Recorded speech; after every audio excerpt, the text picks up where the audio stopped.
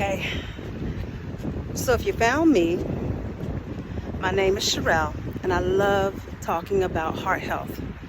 I feel like it's important in this year, 2025, to talk about what we need to be doing for our hearts, okay?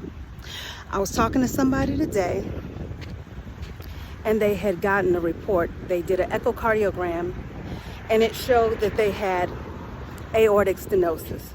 And so they were concerned about, they kept asking me about, what does this mean? What does this mean?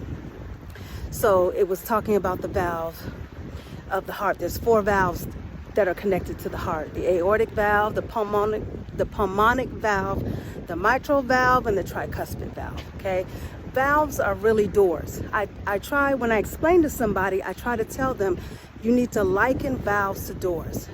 They open and close. They open and close one way, okay? So they open up one way and then they just close back to where their original position. That's what they do, open and close. They allow blood to flow in, okay? And blood flows in one direction. That's what valves do.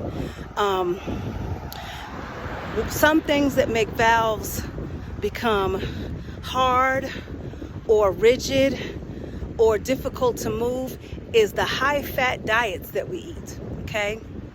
High cholesterol will make valves stiff, because what happens is cholesterol collects on the valves because they seem to attract to the valves. And when they do, they calcify. So they harden on the valves and the valves become stiff. And when the valves become stiff, they don't work the way they normally do, okay? So she was so, now I will say, and this person, they were older in their golden years, okay? When I say golden years, I think they were in their 90s, okay? So when we age, we have changes to our hearts. We're gonna have changes to our valves because of age. So, but the good news for this person, when they were talking to me about the echocardiogram, was their ejection fraction was 60 to 65%.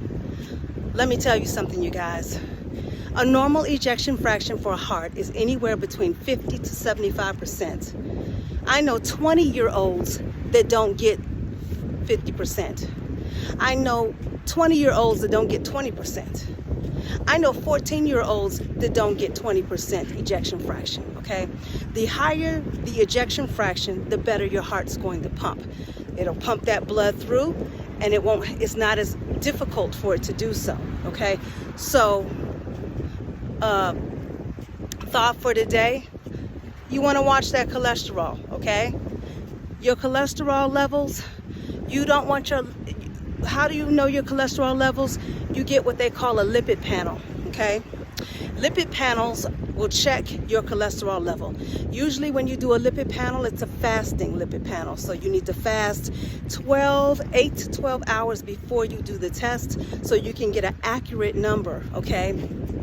Anything over 200 for your cholesterol is bad.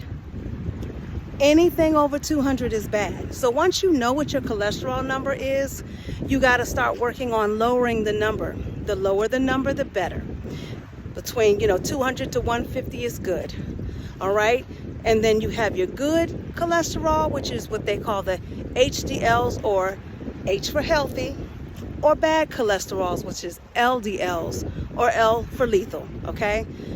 You want your bad cholesterols to be low and your good cholesterols to be high, okay? Bad cholesterols are what deposits fats on your in your blood vessels, and good cholesterols is what takes it away and takes it to where it needs to go. All right? That's a lipid panel. But getting back to those valves, okay? If you eat healthier, you'll have healthier valves. If you eat poorly, you'll have poor valves, okay? Not exercising, poor valves. High fat diets, poor valves. Smoking, poor valves.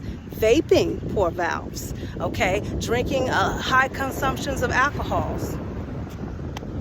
Being a diabetic, okay? All of these things will affect the valves of your heart, okay? Just want you to think about that, all right? Let's stay healthy. If you take care of your heart, it's going to take care of you, all right? Bye.